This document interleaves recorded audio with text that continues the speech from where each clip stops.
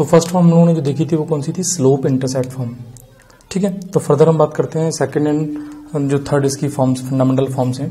तो second form ले लेता हूँ, और स्लोप इंटरसेप्ट फॉर्म में हमने और क्या देखा था, उसकी दो पर्टिकुलर फॉर्म थी, one is called the 1 point form and second is called the 2 point form. These are the extension of the slope intercept form. What it next is the intercept form.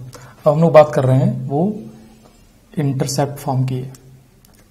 अच्छा, intercept form में हम लोगों ने discussion कर लिया था कि भाई इंटरसेप्ट होते क्या हैं। As we know what is the x intercept and what is the Y intercept, तो वहीं से ये इंटरसेप्ट फॉर्म डेवलप होगी। Okay, this is the intercept form, इसकी बात चल रही है।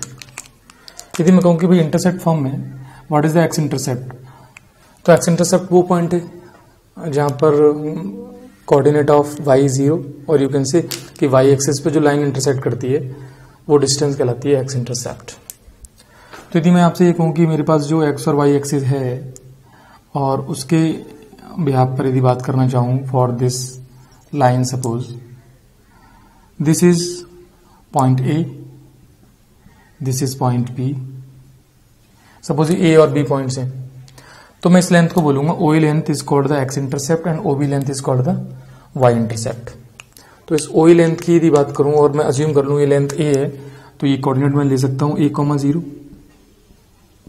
Because it is the x intercept, और इस कोऑर्डिनेट की बात करूं तो ये मैं ले सकता हूं 0,B।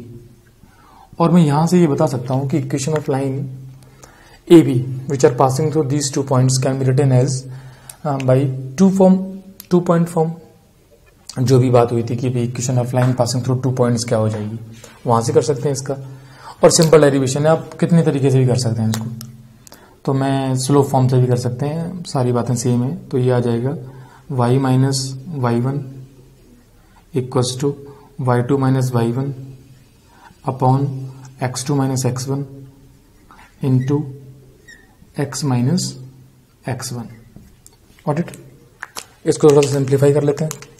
तो आफ्टर सिंप्लीफिकेशन ये जो निकल के आएगा उसको देखते हैं। It is the y equals to minus times b upon a and it is x minus a। Cross multiply कर दिया, तो क्रॉस मल्टीप्लाई करने पर क्या आएगा, सपोज ये मल्टीप्लाई हो गया ay प्लस bx, तो a तो प्लस bx वाला फैक्टर कर लेके आगे इक्वल्स टू में आ जाएगा प्लस का AB। इस AB से डिवाइड कर देते हैं, तो फाइनल आ जाएगा ये x upon A plus y upon B equals to 1। इसका बेसिक जो हेल्प है वो क्या है कि हम इस फॉर्म को देख के डायरेक्ट बता सकते हैं कि this is the x intercept and this is the y intercept. What it, suppose मैं यहां पर कहूं कि भाई मेरी line x upon minus A plus y upon minus B equals to 1 है, तो मुझे अंडरस्टैंड करने में टाइम नहीं लगना चाहिए कि ये जो लाइन है उसके x और y इंटरसेप्ट दोनों ही कैसे हैं, नेगेटिव हैं। Means this is the line of third quadrant. ये लाइन कुछ ऐसी होगी जो थर्ड क्वाड्रेंट में लाइन हो जाएगी, उसके लिए ये डिस्टेंस A हो जाएगी और ये डिस्टेंस क्या हो जाएगी, B हो जाएगी। तो एक्चुअली x और y इंटरसेप्ट से हम लोग जज कर सकते हैं कि इक्वेशन ऑफ लाइन क्या है। व्हाट इट, अब इंटरसेप्ट फॉर्म के बाद जो इसकी बेसिक थर्ड फॉर्म आती है जिसको हम लोग बोलते हैं नॉर्मल फॉर्म, उस पर एक बार स्टडी करेंगे, फिर इन पे क्वेश्चंस ले लेते हैं। तो नॉर्मल फॉर्म की यदि हम लोग बात करें, इसको बोलते हैं perpendicular form, normal form. Okay, और ये थोड़ी सी समझने में इसको दिक्कत होती है, तो इसको हम लोग ध्यान से समझेंगे। What is the normal form, normal form क्या है उसको समझते हैं। सबसे पहले नॉर्मल फॉर्म के लिए यदि मैं लाइन को ड्रॉ करूं तो ये एक्स एंड वाई एक्सिस ले ली, ये y axis, suppose it is x axis and suppose this is the line. अब जो इसकी बेसिक फंडामेंटल है वो देखते हैं। हमें लिखनी है इस लाइन की इक्वेशन। अब इसमें जो गिवन क्वांटिटी है वो एक तो ये ओरिजिन से परपेंडिकुलर की लेंथ गिवन है P, जिसको बोल सकते हैं OM लेंथ या OP लेंथ जो भी है। ये पॉइंट ओरिजिन, ये पी पॉइंट मान लिया, चलो ये लेंथ पी हो गई, और एक एंगल ये गिवन है अल्फा एंगल। और इस फ्रेम में ये इक्वेशन ऑफ जो लाइन है वो सपोज जो निकल के आएगी वो हम पहले ही लिख देते हैं, it is the x cos alpha plus y sine alpha equals to p. अब बात आती है कि ये लाइन आई कैसे है। तो इस लाइन को फाइंड करने के लिए जो प्रोसेस है वो सिंपल प्रोसेस हम यहां से भी देख सकते हैं। मैं आपसे कहूं कि ये लेंथ पी है और ये ट्रायंगल यहाँ राइट एंगल ट्रायंगल बन जाएगा। तो इस ट्रायंगल के लिए, इस अल्फा के लिए क्या बेस परपेंडिकुलर, ये हाइपोटेनियस है। तो जो ओए लेंथ है, इस ओए लेंथ की यदि मैं बात करूं तो ओए लेंथ निकालने के लिए इस राइट एंगल ट्रायंगल में मैं यदि आपसे कहूं what is the value of cos alpha, तो कॉस अल्फा की वैल्यू क्या आएगी, बेस यानी OP, OP base and upon OA, it is the OP upon OA. और मैं आपसे कहूं कि ओए क्या हो जाएगा, then you can say OA is equals to OP means P upon cos alpha. ये आ जाएगा पॉइंट मीन्स लेंथ OA। और लेंथ OA इस केस में क्या है, it is the Y intercept. Same process यदि अल्फा एंगल है तो ये 90 माइनस अल्फा, ये 90 है, तो ये एंगल कितना आ जाएगा अल्फा। ट्रायंगल इसकी बात करूं मैं OBP, इस OBP ट्रायंगल में ये एंगल है, इसके सामने की साइड परपेंडिकुलर है। तो साइन अल्फा की यदि बात करूं तो साइन अल्फा कितना आएगा, it is the perpendicular OP upon OB। तो यहां से मैं कह सकता हूं कि जो OB लेंथ है वो निकल के आ जाएगी OP अपॉन साइन अल्फा, और OP क्या है, P है। मीन्स नाउ OA लेंथ पता है, OB लेंथ पता है, तो बेसिकली मुझे ये कोऑर्डिनेट्स पता है क्योंकि एक्स और वाई एक्सिस के कोऑर्डिनेट्स हैं, इनको मैं बोल सकता हूं कि these are the x intercept और वाई इंटरसेप्ट है। तो इक्वेशन ऑफ लाइन इजीली हम लोग लिख सकते हैं, this is the x upon OE plus y upon OB equals to 1। Then what is the x upon OE, what is the OA is the P upon cos alpha plus y upon P upon sine alpha equals to 1। इसको जब simplify करेंगे ना तो हम देखते हैं कि यहां पर आ जाएगा x cos alpha plus y sine alpha equals to P। This is the basic fundamental और you can say equation of line in the normal form. ये नॉर्मल फॉर्म में इक्वेशन ऑफ लाइन निकल के आ गई, x cos alpha plus y sine alpha equals to P। P क्या है, origin से उस लाइन पे जो परपेंडिकुलर ड्रॉ हो रहा है उसकी लेंथ है, और अल्फा क्या है, जो परपेंडिकुलर पॉजिटिव एक्सिस से जो एंगल बना रहा है, that angle is the alpha. अब इसमें ध्यान देने वाली बात क्या है कि अल्फा की वैल्यू जो है वो हमें 0 से 2 पाई तक पूरे सर्कुलेशन में रखनी है। मीन्स अल्फा जो है वो 0 से 2 पाई तक मूव करेगा according to the lines. Different quadrant में जो लाइन की पोजीशन होगी उसके अकॉर्डिंग हम लोग अल्फा को डिसाइड करेंगे। डिफरेंट क्वाड्रेंट्स में जो लाइन की पोजीशन होगी, इसका क्या मीनिंग हुआ, जैसे मैं कहूं कि भाई फर्स्ट क्वाड्रेंट है तो उसकी सारी इंफॉर्मेशन ये है। सपोज ये सेकंड क्वाड्रेंट में यदि लाइन हो जाए और इस सेकंड क्वाड्रेंट की लाइन के लिए बात की जाए कि सेकंड क्वाड्रेंट में लाइन आ रही है तो उसके लिए जो अल्फा की वैल्यू है वो क्या ली जाएगी। सपोज ये कोऑर्डिनेट एक्सिस है और ये लाइन है, what it is the perpendicular. तो ये जो एंगल है दिस इज अल्फा, ये अल्फा का वर्क करेगा। सपोज यही लाइन थर्ड क्वाड्रेंट में यदि चली जाए तो लाइन, मान लो लाइन अपन ने ये ड्रॉ कर ली, what it, this is the line, let it is the line, then this is the perpendicular distance. इस केस में जो अल्फा एंगल है वही अल्फा एंगल आ जाएगा, दिस एंगल। और जब लाइन फोर्थ क्वाड्रेंट में जाएगी, और फोर्थ क्वाड्रेंट की यदि मैं ज्योमेट्री को हल्का सा यहाँ ड्रॉ कर दूं तो in the fourth quadrant if it is the perpendicular then this angle is alpha, इसको हम अल्फा ले लेंगे। तो बेसिकली कुल मिला के अल्फा जो है वो डिफरेंट क्वाड्रेंट में अलग अलग हो जाएगा, नहीं डायरेक्शन उसकी वही है और हमें पॉजिटिव एक्स एक्सिस से उसका मेजरमेंट करना है। अच्छा हम अपने काम करते हैं, जो नेक्स्ट हेडिंग है वो हम ये कह सकते हैं कि भाई deduce the general form into different standard form. Means our basic aim is the general form को जो ax plus b y plus c थी उसको स्टैंडर्ड फॉर्म्स में कन्वर्ट करना है। Means ax plus b y plus c को different forms में ले जाना है, जिसको बोलते हैं स्लोप इंटरसेप्ट फॉर्म। तो जो फर्स्ट फॉर्म स्लोप इंटरसेप्ट है उसमें ले जाना बहुत ईजी है, इसमें तो कुछ करना ही नहीं है। B y equals to minus a x minus c, और यहां से y निकाल देना। It is the minus a upon b times x minus c upon a. और यहां से देख के मैं ये बता दूंगा कि भाई ये जो है वो इसका क्या है, स्लोप है। ये जो क्वांटिटी जो भी है माइनस ए अपॉन बी, वैसे भी पता होनी चाहिए स्लोप है।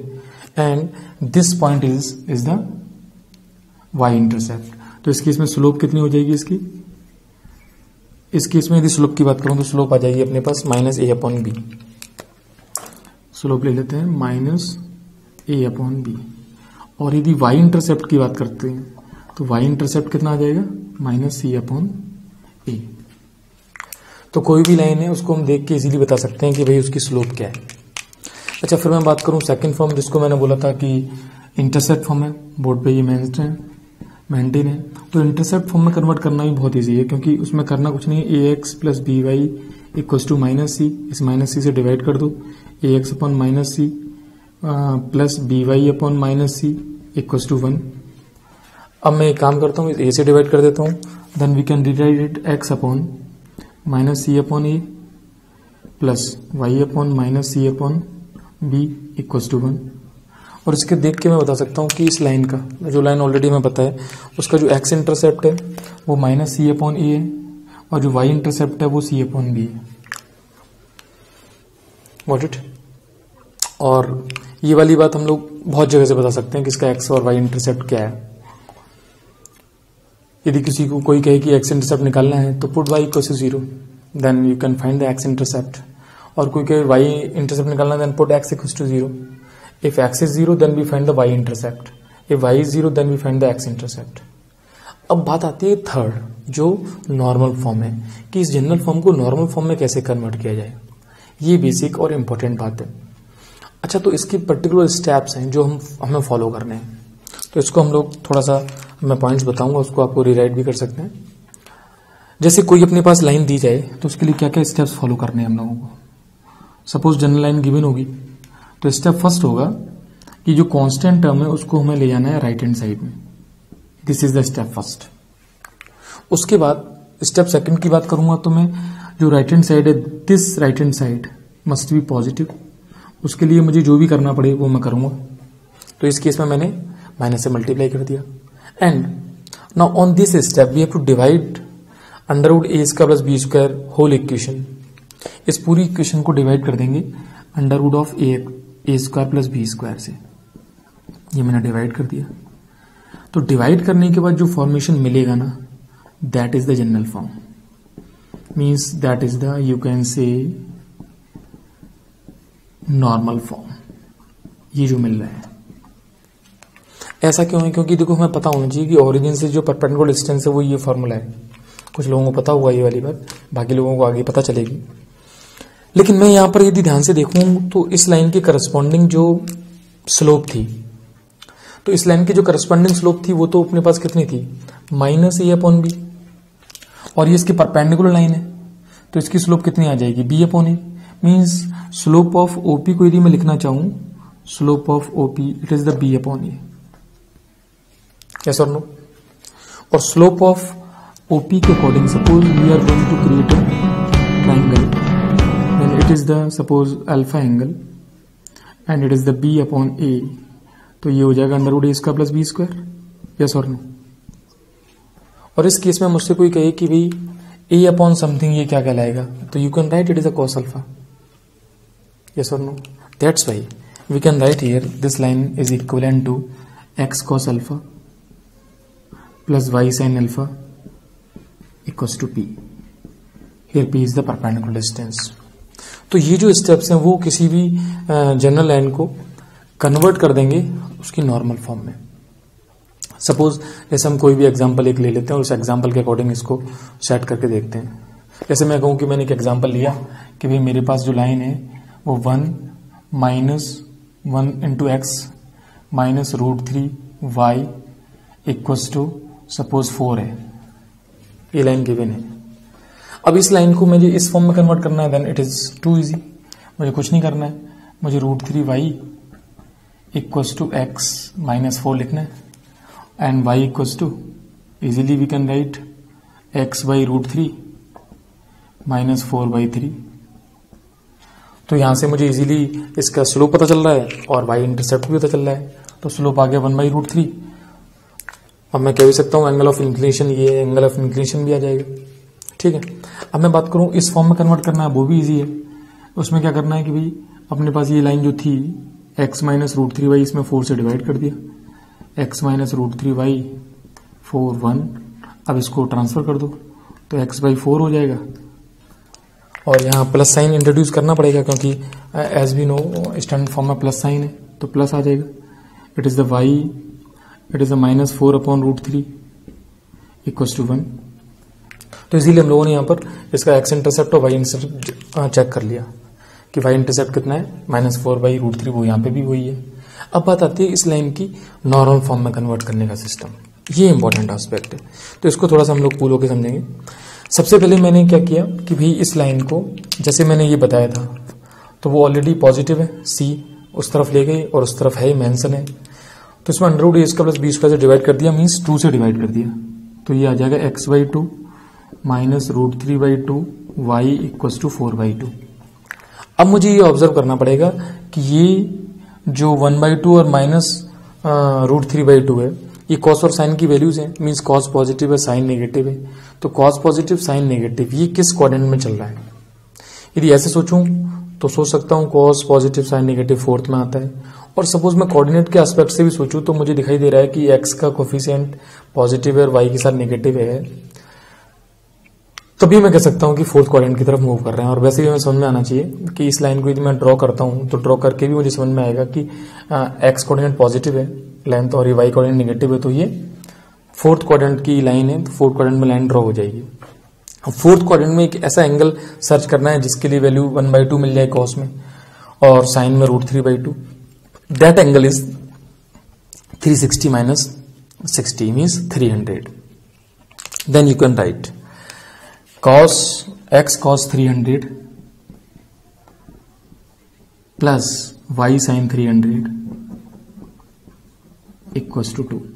तो परपेंडिकुलर लेंथ भी आ गई अपने पास, this is the perpendicular length, ये वो एंगल आ गया जो एंगल ये पॉजिटिव एक्स एक्सिस से परपेंडिकुलर बनाएगा।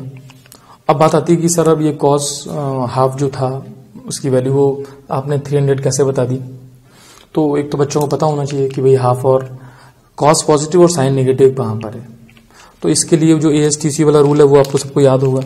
यदि उसको हम लोग ध्यान से देखें तो ASTC वाला रूल बता देगा कि कॉस फर्स्ट में और फोर्थ में पॉजिटिव है, तो ऑब्वियसली फर्स्ट में तो साइन भी पॉजिटिव है, तो फोर्थ क्वाड्रेंट में पहुंचना है। अब मैं कहूं कि साइन थीटा की वैल्यू √3/2 60 डिग्री होती है, इसको मुझे ले जाना फोर्थ में, तो 360 - 60 कर दीजिए, 300 डिग्री पे पहुंच जाएंगे। This is basic aspects of standard forms. Got it?